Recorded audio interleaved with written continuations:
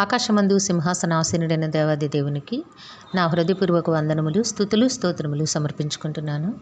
అందరికీ శుభోదయం. ఈ దినాన మహోన్నతుడైన దేవాది దేవుడు నీ కొరకు సిద్ధపరిచిన వాక్కు. ఆపత్కాలమున నీవు నన్ను గూర్చి మొరపెట్టుము, నేను నిన్ను విడిపించదను, నీవు నన్ను మహిమపరచెదవు. దేవుని నామమునకు మహిమ కలుగునుగాక. ఈ మాటలు కీర్తనల గ్రంథము 50వ అధ్యాయము 15వ వచనంలో వ్రాయబడి ఉన్నవండి. ప్రియమైన నేస్తమా,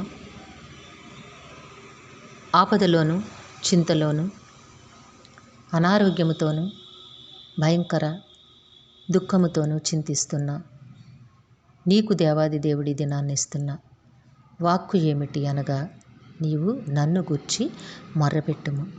ఎప్పుడు నిన్ను ప్రార్థించమని చెప్తూ ఉన్నారంటే, నీకు ఆపద వచ్చినప్పుడు, నీకు కష్టము కలిగినప్పుడు, నీకు చింత సంభవించినప్పుడు నీవు భయపడద్దు, నీవు నా సన్నిధిలో ప్రార్థించు. అయితే ఆయన నీకు చేసే మేలు ఏమిటి అనగా, నేను నిన్ను విడిపించదను. నీవు ఏ ఊబిలో కూరుకుపోయావో, ఏ సమస్యలో చిక్కుకొని నీవు చింతిస్తూ దుఃఖిస్తూ ఉన్నావో నేస్తమా, నీ దేవునికి తెలుసు. నీవు అనుభవిస్తున్న వేదన నీ దేవునికి మాత్రమే తెలుసు. నీ ప్రక్కనున్న మనుషులెవరు కూడా నీ హృదయ ఘోషను అర్థం చేసుకోలేరు. ఎందుకంటే మాటలలో బాధని అర్థం చేసుకోలేని మనుష్యులు నీకే సహాయము చేయలేరు. కానీ నీవు మాట చెప్పకుండానే నీ మనసెరిగిన దేవుడు, నీ మనసులో ఉన్న చింతలను ఎరిగి ఉన్న దేవుడు, నీ హృదయ వేదనను ఎరిగి ఉన్న దేవుడు నీ దేవుడై ఉన్నారు. కనుక ఈ దినాన నీకు తన వాక్కును ప్రకటన చేస్తూ ఉన్నారు. నేస్తమా, ఆపదలో చిక్కుకొని ఉన్నావా? భయంకరమైన దుఃఖమును, చింతను అనుభవిస్తూ ఉన్నావా? నీ దేవుని సన్నిధిలో ప్రార్థన చెయ్యి. తండ్రి, నీవు తప్ప నాకు వేరే ఆశ్రయ దుర్గం ఏదీయూ లేదు. నా దాగుచోటు మీరే. నేను నమ్ముకొనిన నా దేవుడు మీరే, నా స్నేహితుడు మీరే, నా తండ్రి మీరే, నా సమస్తమును మీరేనయ్యా అని హృదయపూర్వకముగా ప్రార్థించు. నేస్తమా, నన్ను గూర్చి మొరపెట్టుము, నేను నిన్ను విడిపించదను అని వాగ్దానము చేస్తున్న దేవుడు నీతో మాట్లాడుచు ఉన్నారు. నేను నిన్ను విడిపించదను, నీవు నన్ను మహిమపరచెదవు.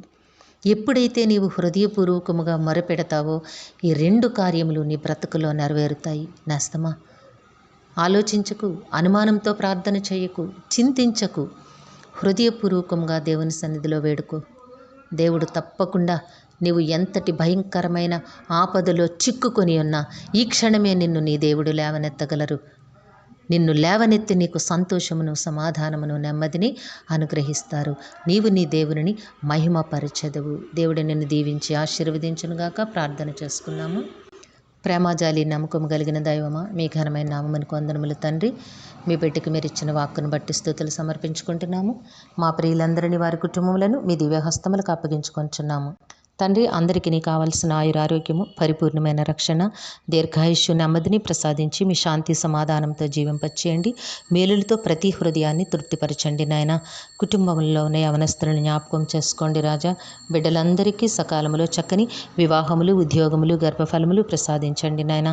ఈ దినము పుట్టినరోజు, వివాహ దిన మహోత్సవములు జరుపుకొంచున్న బిడ్డలందరికీ మీ ఆశీస్సులు, దీర్ఘాయుష్ను అనుగ్రహించి మీ కృపలో జీవింపచేయండి నాయన. మా ప్రియులు చేస్తున్న పనిపాట్లలో, ఉద్యోగ విధులలో, వ్యాపారముల్లో తోడుగా ఉండండి. వారి కష్టములకు అనేక రెట్ల ఫలములు దయచేయండి తండ్రి. ప్రయాణముల్లో ముందు వెనుకలు, కుడి ఎడములు మీ దూతలను కాపుదలుగా ఉంచి నడిపించండి. అనారోగ్యములతో నాయన మంచాన పడి ఉన్న బిడ్డలను జ్ఞాపకం చేసుకోండి రాజా. ముట్టి స్వస్థపరచండి, లేవనెత్తండి, విడుదలను కలిగచేయండి.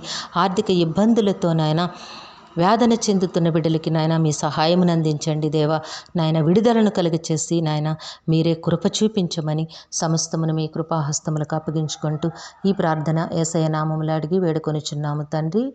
ఆమెన్. జీవాధిపతి అనే దేవుడు మీ కుటుంబ జీవితంలో ఉన్నతమైన ఆశీర్వాదములు అనుగ్రహించి మిమ్మును ఆయన నామ మహిమ కొరకు జీవింపచేయునుగాక. Amen, amen, amen.